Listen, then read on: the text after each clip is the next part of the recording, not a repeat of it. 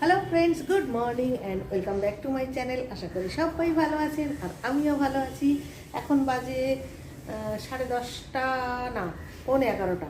আজকে হচ্ছে মঙ্গলবার। তো এইমাত্র ছুটতে ছুটতে বাজারে গেছিলাম। এই যে তারা মায়ের জন্য একটা মালা, ফুল সব নিয়ে এসেছি, সেই সঙ্গে কিছু বাজারও করেছি। এই যে দেখুন, একটা পেঁপে, কোথায় গেল দাঁড়ান দেখাতে পাচ্ছি না, একটা পেঁপে, সেই সঙ্গে ওলকপি, ফুলকপি, এগুলো নিয়ে এসেছি।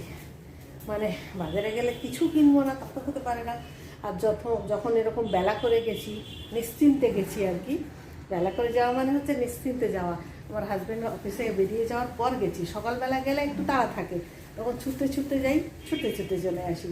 কিন্তু আজকে মানে আজকে বলে না, যেদিন যেদিন আমি অফিসে বেরিয়ে যাওয়ার পরে বাজারে যাই, সেদিন সেদিন একটু নিশ্চিন্তে যাই। আর শীতকাল তো অনেক বেলা পর্যন্ত সবাই থাকে, সবজিওয়ালা। যাও যাও, কোথায় বাথরুমে যাচ্ছিস এই মাত্র? আমি ক্লাসটা করছি, বলছি ইয়ে করো, কি বলে ক্লাস করবি তো মুখ টুক না ধুয়ে? ক্লাসটা শুরু হয়ে গেছে, বলছি না অন করে দিয়েছি না, ইয়ে কি বলে খাবার দেবো, হ্যাঁ ঠিক আছে, আমি এক্ষুনি জামা কাপড় ছেড়ে খাবার দিচ্ছি। তুই একটা গ্যাসের ওষুধ খেয়ে নে। কেন এত বেলায় খাবি, এখন কটা বাজে দেখ। তুই একটা গ্যাসের ওষুধ খেয়ে নে। খালি রাত করে দিই, খুব সুন্দর সিনেমা। আসলে ব্যাপার কি, সিনেমাটা তো তুই হচ্ছে দিনের বেলাতেও দেখতে পাচ্ছিস। সিনেমা দেখে এতটা বেলা করলি সকালে ঘুম থেকে উঠতে। রোজ উঠিস না, রোজ দেখিস না, সেটা ঠিকই আছে, তবুও যাই হোক। আমি কি যেন বলে, কি যেন একটা বলছিলাম, বলতে বলতে আমিও তো নিজে ভুলেও গেলাম। উফ। রান্নাবান্না কমপ্লিট হয়ে গেছে, এবারে তাড়াতাড়ি করে স্নান করে নিলাম, কারণ আজকে যেহেতু মঙ্গলবার, তাই পুজোর ঘরে তো একটু বেশি সময় লাগবে, তাই স্নানটা করে নিলাম। আর যা ঠান্ডা পড়েছে না, আর এই ঠান্ডা পড়লে আমি না হাতে পায়ে একদম ক্রিম মাখতে পারি না, মানে মাখা হয় না আর কি। কোনো মতে একটু মুখে ক্রিম লাগাই, আর হাতের ওই যেটুকু জায়গা আপনার বাইরে আছে ততটুকু। কারণ স্নান করার পরে আমার এত বেশি ঠান্ডা লাগে যে আমি সঙ্গে সঙ্গে জামা কাপড় পরে নিই। তাই কোনো অবস্থাতেই আমার আর হাতে পায়ে ক্রিম মাখা হয় না। সবাই বলে যে ঠান্ডা যত বেশি হয় হাতে পায়ে ক্রিম না মাখলে হাত পা ফেটে যাবে, কিন্তু আমার আর সে মানে ঠান্ডায় আমি আর পারি না। ওই যেটুকু দেখুন হাতের বেরিয়ে আছে ওটুকুই ক্রিম মাখবো। তো যাই হোক, এবারে যাব পুজোর ঘরে, কারণ ঠাকুরের বাসন টাসন সমস্ত কিছু ধুতে হবে। কোনো কিছুই মানে সকালবেলায় আমি করে রাখতে পারি না। অনেক আগে আগে করে রাখতাম জানেন তো, সকালবেলা ঠাকুরের বাসন টাসনগুলো ধুয়ে একদম রেডি করে রাখতাম, কিন্তু এখন আর সেটা হয় না।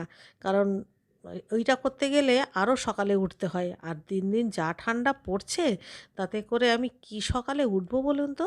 সকালবেলা উঠতে তো মনে হয় যেন প্রাণটা বেরিয়ে গেল। ঠান্ডা একটু কমলে আবার তখন আবার গরমকালের মতো সমস্ত কাজ আগে থেকে সকালবেলা গুছিয়ে রাখবো।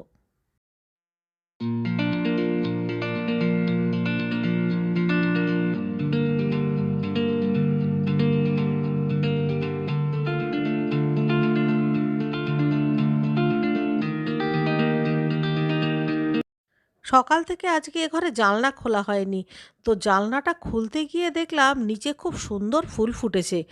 চলুন নিচে গিয়ে ফুলগুলো তুলে আনি। ঠাকুরের বাসন ধোয়া হয়ে গেছে, যদিও বাজার থেকে আমি ফুল নিয়ে এসেছি, কিন্তু তবুও দেখুন আমি নিচে চলে এসেছি। কি সুন্দর জবা ফুটেছে। এইটা কিন্তু ব্যাঙ্গালোর জবা। এর পাপড়িগুলো এতটাই মোটা হয় যে দুদিন পর্যন্ত ভালো থাকে। এই গাছে একটা ফুল ফুটেছে, আর আমার আরেকটা ব্যাঙ্গালোর জবা আছে, এই যে এটা হচ্ছে বেগুনি কালার, বেগুনি আর ভেতরে লাল, এটাতেও একটা ফুল ফুটেছে, এটাও ব্যাঙ্গালোর জবা। তো ফুলগুলো তুলে নিই, এত ভালো লাগে। আমি মঙ্গলবার না হলে ফুলটা তুলতামই না। এছাড়াও আমার লঙ্কা জবা গাছেও কিন্তু ফুল ফুটেছে, দাঁড়ান দেখাচ্ছি। এই দেখুন, লঙ্কা জবা গাছ থেকে আমি একদম ফুল তুলব না, কারণ আমার ভীষণ পছন্দের এই লঙ্কা জবা।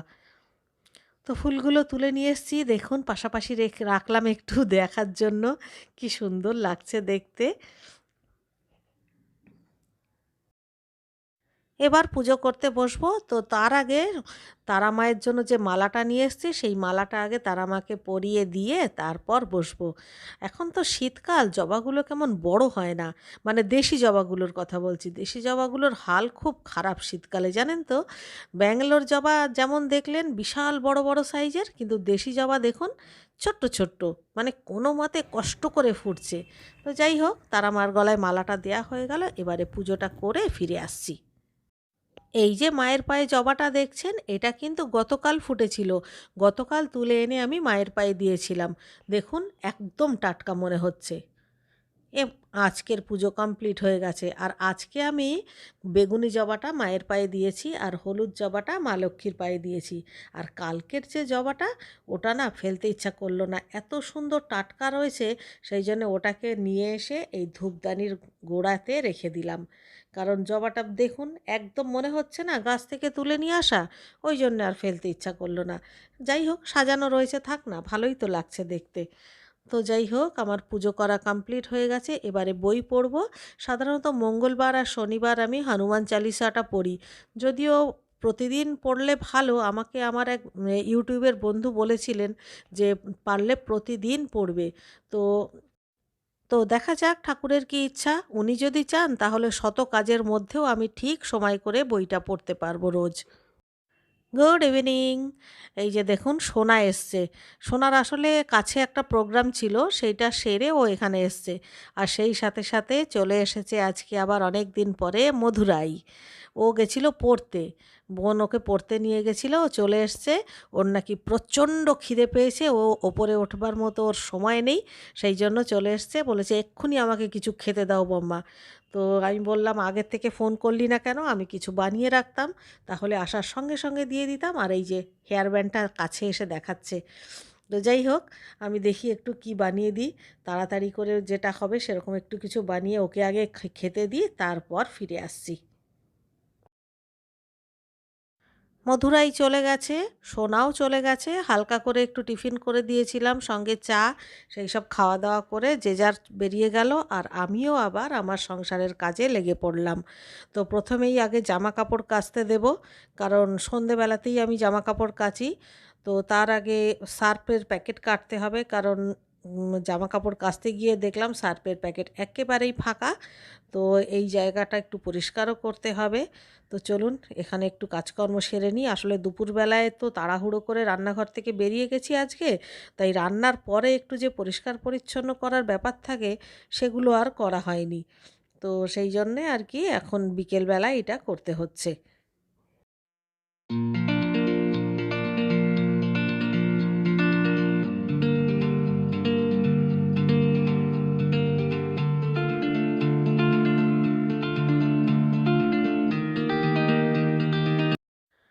এবছর না আমি এখনো পর্যন্ত একটাও পিকনিকে যাইনি। আপনারা তো প্রচুর পিকনিক করছেন। আমি অবশ্য ইউটিউবে আমার বন্ধুদের দেখছি বিভিন্ন জায়গায় সবাই পিকনিক করতে যাচ্ছে। আর ওই সব ভিডিওগুলো দেখে দেখে আমার যে এত পিকনিক যেতে ইচ্ছা করছে, কিন্তু সে আর আমাদের হয়েই উঠছে না। বন্ধুদেরকেও সেদিনকে বললাম, সবাই মিলে আলোচনা করলাম যে চলো আমরা একটা পিকনিক বানাই, মানে কাছে পিঠেই কোথাও অন্তত যাই। কারণ পিকনিক মানে ওই বেশ দূরে কোথাও যাব, বেশ রান্নাবান্না হবে, সেইটা হচ্ছে আসল পিকনিক। সেটা ভালো লাগে, কিন্তু ওই পিকনিকটা অ্যারেঞ্জ করাটা খুব ঝামেলার ব্যাপার। সেই জন্য বন্ধুদের বললাম যে চলো আমরা কোনো একটা জায়গায় ঘুরতে যাই, আর সেখানে সারাদিন ঘুরবো, আর সেখানকার ভালো একটা কোনো রেস্টুরেন্টে খাবো। মানে জাস্ট পিকনিক ঠিক নয়, মানে বলতে পারেন ঘুরতে যাওয়া। তো সেটাই, মানে যা পাই তাই সই আর কি। আসল পিকনিক তো আর হচ্ছে না, সেটা সে অনেক কাল আগে গেছি, তারপরে আর তো যাওয়া হয়নি। আসলে পিকনিক মানেই একটা দারুণ ব্যাপার। সেই যে ভোরবেলা স্নান টান করে বাসে উঠে পড়লাম, সবাই মিলে বাসের মধ্যে হই হুল্লোড় করতে করতে চললাম। মাঝখানে একটা জায়গায় দাঁড়িয়ে সেখানে ব্রেকফাস্ট দিচ্ছে, মটরশুঁটির কচুরি গরম গরম, আলুর দম সঙ্গে। তারপর চলে গেলাম স্পটে, সেখানে গিয়ে আবার সঙ্গে সঙ্গে গরম গরম পকোড়া চলে এলো, চিকেন পকোড়া, ভেজ পকোড়া। সেই সব খেয়ে ঘোরাঘুরি, আড্ডা, ইয়ার্কি, খেলাধুলো বাচ্চারা। তারপর দুপুরবেলায় আবার খাওয়া দাওয়া। তারপরে গল্প আড্ডা, মানে সে একটা মানে এলাহি ব্যাপার।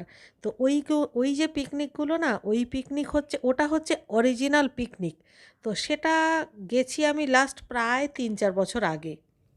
এবারে যাব রান্নাঘরে, রাতে রুটি করব আর একটু ভাজা করব।